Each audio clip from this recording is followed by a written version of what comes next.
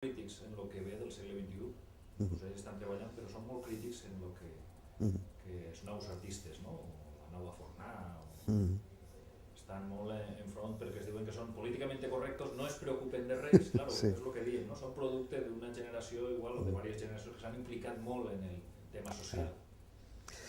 Sí, efectivament, tant Antoni Miró com d'altres artistes d'aquesta generació, que va ser una generació de transició vital, política, que va patir molt en aquella època, primer la postguerra, després la lluita contra el franquisme, és a dir, una generació molt marcada i que va tindre moltes dificultats.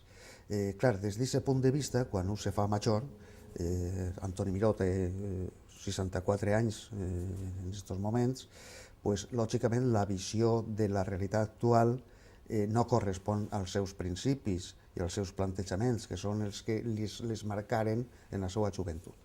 Evidentment, el món actual està molt menys ideologitzat, és molt més relatiu, tot se planteja d'una manera més descentralitzada, més plurívoca, més làbil, més light, i tot això jo penso que no les agrada als pintors del Compromís d'aquella època, que pensen que s'han flexibilitat massa les coses, que s'han renunciat a moltes aspiracions i que els artistes actuals pues, que practiquen més la banalitat que no el reflexe d'una conscienciació política i social. No perquè no n'hi hagi temes que defendre i que criticar, sinó perquè la situació actual, com tots sabem, és molt diferent a la de la lluita pròpia d'aquells anys 60 i 70.